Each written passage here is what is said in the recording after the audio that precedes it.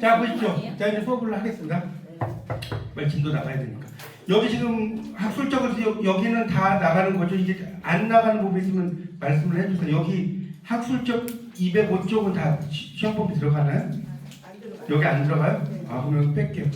그럼 어디까지 안 들어가는 거죠? 223까지? 네.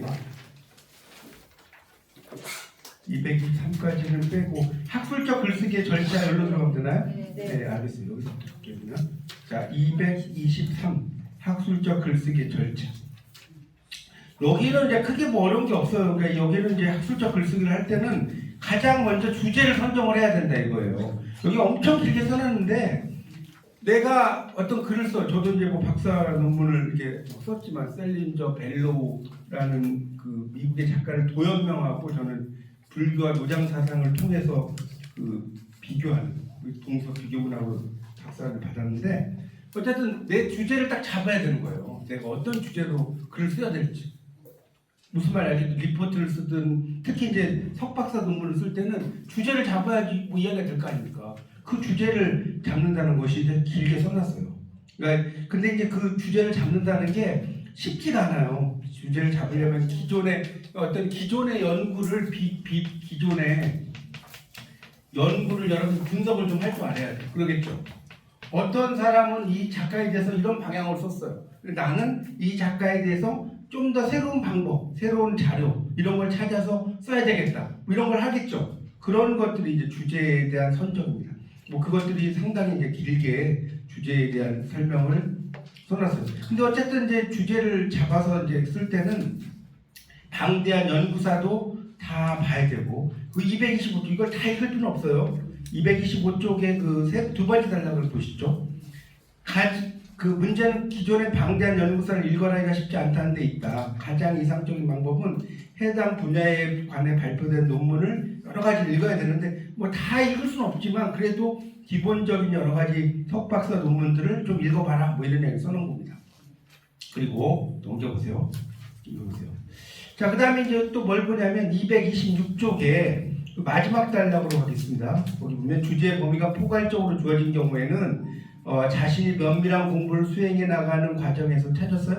226조 세부적인 문제를 파악해서 이 주제를 설정할 수밖에 없습니다. 세부적인 문제, 그러니까 뭔 소리냐면 일반적인 거에서 좀 더 깊이 있게 들어가는 거예요. 나는 이 분야를 좀 더 다르게 남들과 다르게 읽어봐라 뭐 이런 이야기로 이해하시면 됩니다. 어쨌든 그래서 이제 그 다음에 또 하나 중요한 거는 그래서 그 다음에 이 부분이 중요해요. 이 부분이 자 그 밑에 226쪽의 마지막 단락을 보세요. 첫째 동그라미. 다음과 같은 것 거기 그 첫째 동그라미를 치시고 두 줄 올라가서 자신의 논문에서 참 주제를 설정하는 데 있어서 다음 같은 것은 주의할 필요가 있다. 거기 밑줄 쳐놓고요. 그 226쪽 보고 있습니다. 지금 네. 주의하는 게 뭐냐? 첫째, 자 밑줄 치세요. 논문의 주제를 구체적이고 분명한 것으로 정해야 한다. 논문의 주제를 예를 들어서 시험 문제 이렇게 나온단 말이에요. 논문에서 참 주제를 설정하는 데 있어서 주의할 점이 아닌 것은 논문의 주제를 일반적이고 추상적인 것으로 정해야 한다. 이렇게 나온단 말이에요. 진짜로. 그러면 그게 답인 거예요. 논문의 주제는 구체적이고 분명하게. 라고 추상적인 거는 쓰기가 쉽지 않다는 거예요. 막 이렇게 써놓은 거고요. 자, 그 다음 오른쪽 227쪽 두 번째 단락. 그러니까 예를 들어서 그 이야기 좀 할게요. 첫째 단락의 셋째 줄에 춘향전의 문학적 의의 이러면 너무 일반적이죠. 춘향전의 어떤 면에서의 의의냐 이거죠. 너무나 일반적이라는 거예요. 한국사의 특징 이런 것도 그렇고 예를 들어서 1960년대 한국사의 특징이라든가 이런 식으로 쓰라는 거죠. 둘째 동그라미. 아직까지 연구된 적이 없는 새로운 주제라고 해서 반드시 좋다고는 할 수 없다. 반드시 좋은 건 아니라는 거예요. 그러니까 아직까지 물론 이제 아직까지 뭐 연구된 적이 없는 새로운 주제가 뭐 무조건 나쁘다 이건 아니에요. 근데 기존에 연구 성과가 없거나 전무하다는 거는 독창적인 걸 수도 있지만 찾아볼 수가 없으니까 그렇게 썼다는 거죠. 그럴 수 있어요. 그러니까 내가 만약에 연구되지 않은 걸 쓰려면 내가 완전히 학문지를 개척하는 거죠. 그 이해가 가세요? 네. 저도 이제 박사논문 쓸 때 그런 주제가 아예 없었어요. 이게 뭐 이런 그 도연명하고 이렇게 비교하는 거. 그래갖고 이제 막 그 책들 노장 사상, 뭐 불교 이런 책 공부를 엄청 많이 했어요. 그런 걸 쓰려고. 그래서 하여튼 내가 연구를 되게 많이 해야 된다는 거죠. 그런 것들을 알아두시고요. 그래서 이제 자료를 수집하고 잘 정리를 해야 된다는 거죠. 자료를 그러니까 이런 자료는 여러분이 특히 이제 뭐 도서관에서 특히 이제 학사 여러분이 뭐라고 했죠? 그 리포트는 그냥 도서관에서 간단히 쓸 수 있지만 이런 그 석사 논문이나 박사 논문 같은 게 도서관 부족해서 거의 이제 대학교 일반적인 도서관보다는 대학에서의 전문 도서관 뭐 이런 거라든가 또는 외국 도서 같은 걸 파는 데가 있어요. 뭐 그런 거라든가 그런 것들 많이 좀 봐야 돼요. 뭐 교보문고 이런 데 가서 외국의 도서도 찾아볼 수도 있고요. 되게 여러 가지 자료를 수집을 해라 그런 겁니다. 그러니까 자기의 전공 분야에 맞게 이런 것들을 잘 찾아보라는 것을 막 엄청나게 길게 써놨어요. 그러니까 어쨌든 잘 조사를 해서 이제 쓰는 것이고요. 자, 그 다음에 230쪽으로 가면 230쪽 보세요. 도서관 자료를 그래서 검색을 해라. 여러분도 리포트 쓸 때 방송대 도서관에 들어가시나요? 안 들어가요? 그래서 그 도서관 자료를 좀 검색을 하라는 겁니다. 그래서 230쪽에 보면 문헌 자료의 검색. 이런 뭡니까? 자료 같은 것들을 이렇게 검색을 하면 도서관이나 이런데 좋은 것들이 이제 많이 나와요. 그래서 네이버나 이런 데서도 아마 뭐 방송된 도서관 아니면 그냥 여러분이 뭡니까? 일반적으로 학술지라든가 뭐 그런 쪽으로 이제 들어가도 되고요. 여러 가지가 있습니다. 하여튼 그런 것들 찾아보시면 되고요. 그래서 도서관에서 이제 뭐 자료들을 검색을 해라. 그러니까 여기 보면 나오죠. 230쪽의 마지막 단락을 좀 볼게요. 자료를 검색하기 위해서 리스 네이버에 가서 리스이죠. 리스 이렇게 RISS인데 이렇게 검색을 해보면 도서관 자료들이 되게 많이 나와요. 네이버에서 리스를 나중에 한번 검색을 해보세요. 리스라고 검색을 하면 그 여러 가지 자료들을 찾을 수 있어요. 어쨌든 그래서 이 국회 도서관도 있고요. 국회 도서관 자료가 되게 많죠. 그러니까 실제로 국회에 가서 도서관에 갈 수도 있어요. 여러분이 이제 예약을 하거나 이러면 국회 도서관 있잖아요. 그런 데서 또 많이 쓰고요. 일반 도서관에서도 볼 수 있다. 그런 얘기입니다. 그래서 이제 이런 뭐 들어가서 찾는 거 제가 아까 리스 말한 게 235쪽에 보면 나오잖아요. 235쪽에 리스는 이렇게 나왔죠. 교육부가 출연하는 기관인 한국교육학술정보원에서 제공하는 서비스로 뭐 나오잖아요. 리스에 들어가면 되게 중요한 자료들이 많아요. 실제로.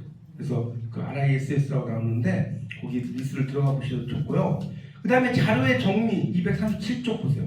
237쪽에 보면 그래서 자료의 수집과 정리를 잘해라 뭐 이런 이야기 써놨는데 이제 여기서 이제 또 시험 문제 잘 나오는 부분이 뭐냐면 그 자료 거기 밑에서 둘째 줄 보세요. 밑에서 둘째 줄 1, 2, 3 거기 바로 위에 밑에서 두 줄 올라가면 자료 정리를 위해 지켜야 할 몇 가지 원칙을 제시하면 다음과 같다. 있나요? 네. 거기 밑줄 쳐놓고 별표 3개 쳐놓으세요. 별 3개.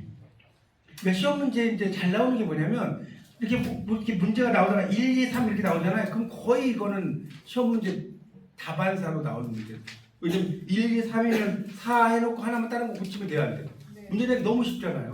그래서 1, 2, 3이 나온 거는 거의 시험 문제 확률 아주 높습니다. 자, 1번. 직접 인용이나 완전 인용을 할 때는 반드시 큰 따옴표를 써야 되고 써서 요약한 내용이나 의역한 내용을 혼동되지 않은 큰 따옴표 반드시. 그 다음에 외국어로 된 자료나 한문으로 된 자료를 할 때는 원문을 정확하게 기입해야 되죠. 그렇죠? 이게 논문에서 인용을 했는지 안 했는지. 그래서 그러니까 내가 영어로 된 거라든가 한문으로 된 걸 할 때는 출처를 명확히 기입해라. 자, 넘겨보세요. 원문이 필요한 경우에는 번역 뒤에 원문을 보충하는 방법을 쓸 수도 있고 각주에서 원문을 보이는 방법을 쓸 수 있습니다. 그러니까 특히 이제 영문학, 이제 국문학은 그나마 좀 쉬운데 영문학이나 저는 영문학 박사를 받았지만 그런 것들은 내가 이거 우리말로 해석을 써놨잖아요. 문제가 뭐냐면 우리말로 해석을 쓰면 이걸 원문을 찾아야 돼요. 그렇게 싼 거였어요. 그러니까 이 원문 찾는데 막 정말 세월이 장난이 아니고 이걸 썼는데 이게 몇 절에서 이걸 딱 읽어봐야 될 거 아닙니까? 그래서 특히 영문학이나 이런 외국 문학으로 하기가 쉽지가 않습니다. 그걸 이야기한 거고요. 원문을 보충한다는 게. 그다음 세 번째는 연구 문헌이나 자료 문헌은 서지사항을 완벽하게 확인해서 정확하게 적어야 된다. 그래서 그런 것들 뭐 연월, 책, 총 면수, 논문 뭐 여러 가지 있잖아요. 이런 것들 다 원리 원칙을 따져서 잘 적어서 써야 된다는 거예요. 예를 들어서 시험 문제 직접 인용이나 완전 인용을 할 때는 반드시 뭐 작은 따옴표를 쓴다 뭐 이런 식으로 나올 수 있단 말이에요. 시험 문제 나올 때는 그 세 가지를 잘 보시고 그래서 이제 논문의 개요를 작성 이거 여기 그 다음에 있는 거 그냥 보면 돼요. 개요를 작성해라. 그리고 리포트 같은 거 많이 써보셨잖아요. 그러면 개요는 뭐 서론, 본론, 결론으로 해서 뭐 본론의 1, 2, 3 뭐 이런 식으로 쓰라는 거고 개요의 형식 239쪽 개요의 형식 있죠. 2번 자 칭의적으로 그러니까 칭의를 이루라는 거예요. 강원도의 산천이라는 제목을 쓰면 자 넘겨보세요. 이렇게 쓰라는 거예요. 강원도의 산에 여러 가지가 있다. 이해가죠? 설악산, 오대산이 있고 두타산이 있고 하천은 무슨 강 있고 그 강 속에 이제 뭐 상류, 중류 이렇게 칭의를 이루게 글을 써라. 뭐 이런 이야기고요. 논문의 체제. 그래서 이제 논문을 쓸 때 체제가 있어야 되는데 242쪽을 보면 242쪽에 목차. 그러니까 목차를 잘 써야 돼요. 논문을 쓸 때는 가장 중요한 게 목차거든요. 그래서 목차를 어떻게 쓰는지가 쭉 나오고 있습니다. 그러니까 목차를 쓸 때 보통 이제 논문의 목차는 뭐 여러분 리포트 써보셨겠지만 1, 2 그러니까 서론, 본론하고 1, 2, 3 그다음에 이제 결론 그다음에 참고문헌 이렇게 쓰잖아요. 근데 여기서도 이제 뭐 1을 쓸 때 1-1 뭐 1의 1 이렇게 쓸 수 있어. 내용이 길어지면 어쨌든 기본적인 목차는 이런 식으로 쓰게 된다. 그런 얘기입니다. 거기 그 243쪽을 보세요. 다른 건 다 건너뛰고 그 도표 나오죠. 도표. 장절식 목차 1장, 2장, 1절, 2절 뭐 이렇게 나오죠. 이 장절식 목차는 주로 사회과학에서 많이 나와요. 사회과학. 내가 뭐 여러분 이제 관광학이나 뭐 경영학이나 이런 쪽에서는 이렇게 장절식을 많이 써요.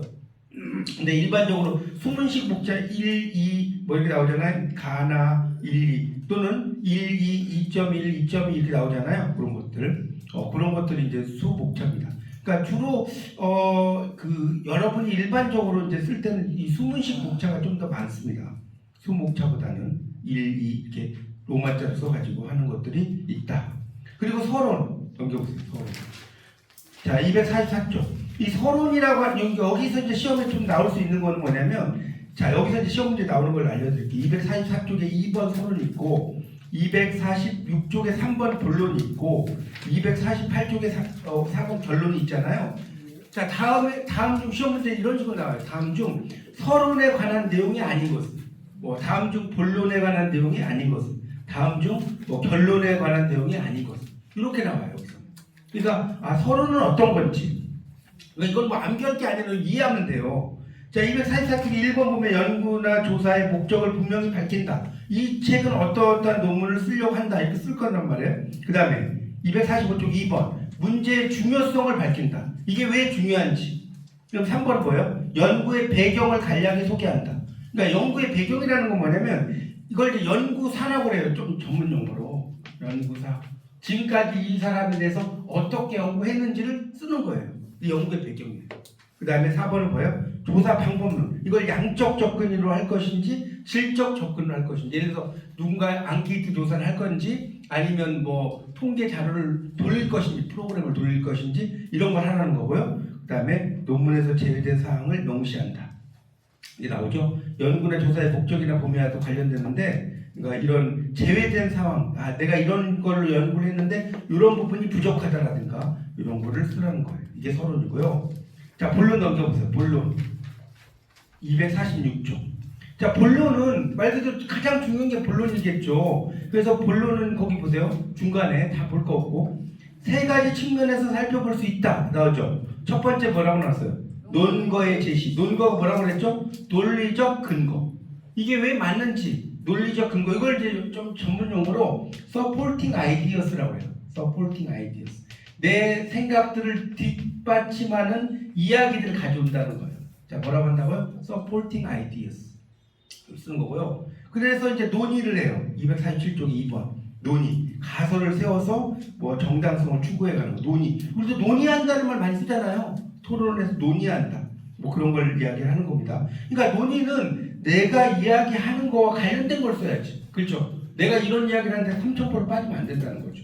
그걸 이야기하는 거고. 그래서 그 247쪽의 3번 논지의 전개도 마찬가지죠. 내가 주장하는 바에 대해서 그거와 관련된 것들을 점점 써나가면 된다. 이렇게 이해하면 돼요. 자, 그래서 이제 결론으로 이제 넘어가면 결론은 뭐냐? 자, 거기 보세요. 결론은 본론에서 논증된 바를 요약, 정리, 최종적 성과를 간명하게 제시한다. 당연히 그러니까 결론 여러분들 어떤 논문을 쓸 때 여기까지 결론을 썼는데 그런데 이거에 대해서 다시 한번 뭐 생각해 보려고 한다. 이러면 돼야 안 돼요?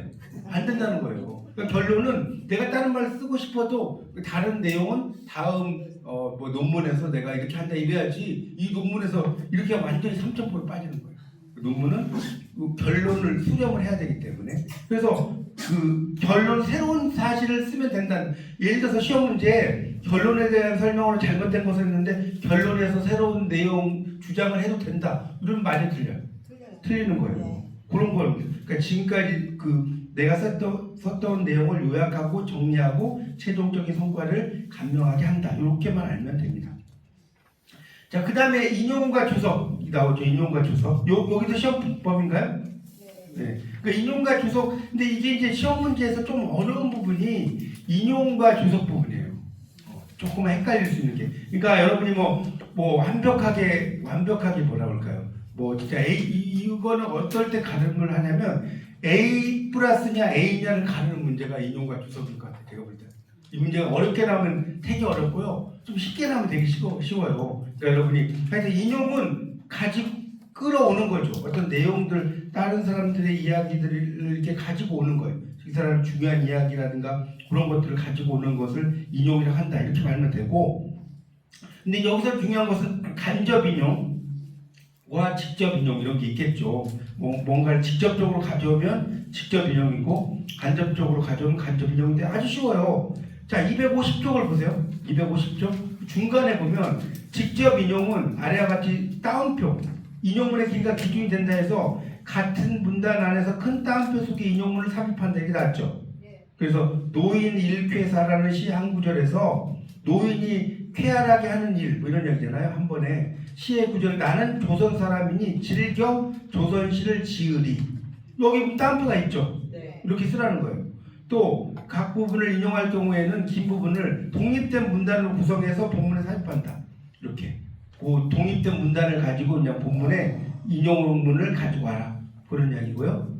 그다음 이제 간접 인용은 말 그대로 이제 그 다음 같은 경우에 인용한다가 나왔죠. 여기 1번, 2번 네모 좀 쳐놓으세요. 간접 인용에다 니은번에 별표 쳐놓고 1번, 2번 네모 별표. 그래서 원전의 표현 방식보다 주장이나 결론 등 내용이 더 중요하다고 생각될 때 간접 인용을 하고 또 같은 내용을 원저자보다 명확하게 표현할 수 있을 때 간접적으로 인용을 한다. 그래서 이제 간접 인용은 그 저자의 말로 이게 되게 중요합니다. 다른 사람이 발견한 사실이나 자료를 인용자의 말로 여기다 붙였어요. 재구성하여 표현한다. 이게 되게 중요해요. 뭐라고요? 재구성하여서 표현하는 게 간접 인용이에요. 그러니까 김천택은 그렇게 썼는데 청구 영원의 서문에서 정례교가 뭐 이렇게 이야기했다. 무슨 말 아시겠죠? 그럼 여기 따옴표가 있어요, 없어요? 없잖아요. 그런 건데 이거는 김천택의 생각이기도 했다라든가 이런 식으로 내 말을 좀 더 붙일 때 쓴다. 이 정도만 이해하시면 될 것 같습니다. 그래서 이제 인용을 할 때는 이것도 제가 저번에 리포트 할 때도 좀 말씀을 좀 드렸는데 인용할 때 유의사항 별표 하나 쳐놓으세요. 인용할 때 유의사항. 그래서 1번 꼭 필요한 경우에는 필요한 최소의 분량만 인용한다. 그러니까 이게 이제 재밌는 게 논문을 쓸 때 어떤 분은 귀찮으니까 한 페이지를 막 통째로 인용하는 사람이 있어요. 절대로 안 돼. 완전 이건 뭐라고 그냥 이거는 횡령죄 거의. 그러니까 한 단락 정도를 인용할 수 있는데 막 한 네 단락, 5단락 인용하면 안 된다는 거예요. 인용하는 내용에 대한 정확한 해석을 바탕으로 적절한 문맥에서 정확하게 인용한다. 그러니까 남의 글을 인용을 할 때 왜곡되지 않게 하라 이 말이고요. 세 번째는 공신력 있는 걸 쓰라는 거예요. 그러니까 어떤 거에 대해서 공신력이 없이 막 썰푸는 이야기를 쓰면 안 된다는 거예요. 이거에 대해서 확실한 이야기를 쓰라는 거고요. 네 번째는 주석을 통해 인용된 글의 출처. 이거 되게 중요하죠. 출처를 밝혀라. 이거고요. 다섯 번째는 필자 자신의 논의와 인용해온 논의가 구분되도록 한다. 왜냐면 다른 사람의 논의만 다 써버리면 네 말이 뭐야? 이렇게 이야기할 수 있단 말이에요. 그러니까 그거에 대해서 나의 생각도 쓰고요. 연구자가 직접 확인한 1차적인 전거나 1차 자료를 인용한다. 그러니까 1차 부득이 다른 사람이 인용한 내용을 다시 인용하는 경우는 재인용이라는 거예요. 그러니까 어떤 그 작가의 글을 어떤 논문에 썼으면 그것을 원래 쓴 출처자의 논문을 찾아봐라, 뭐 이런 이야기입니다. 자, 그다음에 주석에서는 이제 시험 문제 나오는 게 뭐가 나오냐면 지금 기읍번에 외각주 나오고 니은번에 내각주 이게 나오죠. 네. 그거에 대해서 이제 물어보는 거예요. 그 외각주는 박괴자잖아요, 박괴자. 그러니까 253쪽 보세요. 본문 밑에 각주를 담는 외각주는 찾았어요? 네. 그 본문의 해당 부분 끝에 번호를 달고 번호의 순서대로 작성한다. 외각주예요, 외각주. 그래서 이제 그것을 보면 밑에 저서는 이런 거, 논문은 이런 거, 필자, 출판연도, 그다음 넘겨보세요. 그래서 이제 이게 뭔 소리인지 모르겠다. 그러면 인용문을 보면 돼요. 인용문을 보시면 자 보세요. 뭐 이김은 국악개설 서울 민중서관 이렇게 써놨죠. 그러니까 이게 뭐냐면 여러분 논문을 쓸 때 제일 앞에가 작가죠, 작가, 저자. 이김은 저자예요. 국악개설 이렇게 쓴 거는 책 이름이에요, 책 이름. 거기 써놓으세요. 그다음 서울 민중서관 이건 출판사예요, 출판사. 그다음에 1955 이건 출판 연도고요. P369는 페이지예요, 페이지. 몇 페이지에서 인용했다. 뭐 이런 걸 써놓은 겁니다. 그리고 영어로 쓴 거 나오잖아요. 임마누엘 칸트 뭐 써놨잖아요. 영어로 쓴 거에서는 이게 약간 삐딱하게 써놨죠. 이거 이탈릭체라고 하거든요. 그러니까 영어로 쓸 때는 그 작품을 쓸 때 이탈릭체를 쓰는 거예요. 그러니까 영어에다가 막 뭐죠? 이렇게 꺽쇠 이중 꺽쇠를 쓰면 돼야 안 돼요. 안 된다는 거죠. 그 이야기를 쓰는 겁니다. 이제 그런 것들에 대해서 막 여러 가지 써놓은 거고요. 내각주라고 하는 건 니은번은 뭐냐면 내각주. 거기 볼게요. 외각주와 약식 주석의 방식이 쓰였으나 여기서는 몇 가지 불편한 점이 있다. 보충 설명하는 내용 외에 이런 주석 방식으로 한다 하더라도 출전 표시만을 위한 참조줄을 외각주로 처리하는 것은 불편하다는 거죠. 그래서 내각주는 자 이게 중요해요. 255쪽 마지막 단락 첫째 줄. 본문 속에 해당 본 부문에서 인용을 하는 방식의 주의다. 간접 인용이나 압축된 요약을 제시하면서 해당 부분에서 바로 밝히는 것이다. 그러니까 그 안에서 어떤 것을 이제 이야기하는 것을 말한다는 거죠. 그걸 내각주라고 한다. 그래서 거기 그 256쪽에 보면 품사 분류의 원칙으로 의적 범주와 기능적 범주가 있다 했죠. 그래서 이의승 1995, 369. 그러니까 이거는 그 각주에 단계 아니잖아요. 그 안에 달았잖아요. 안에 다른 각주를 내각주라고 한다는 거예요. 그리고 예를 들어서 언어 기호가 뭐 자의적이라고 하면 소시르예요. 소시르가 지적했다. 소시르 세 개를 적어놨죠. 소시르. 자의적이라는 건 뭐냐면 자의적 제멋대로라는 제멋대로. 자의적 이 자의적을 한자로 쓰라고 어떤 분은 스스로 자자로 써요. 이게 아니라 제멋대로 자자, 제멋대로. 이건 잘 모르시면 되게 많아요. 자의적이라는 게 스스로 자자가 아니에요. 제멋대로 썼다는 거예요. 그러니까 우리가 밥을 먹는 밥을 법이라고 썼어요 옛날에 사람들이. 그럼 법이 먹는 거야 되는 거예요. 무슨 말 이해가요? 그 사람들이 그렇게 쓴 거잖아요.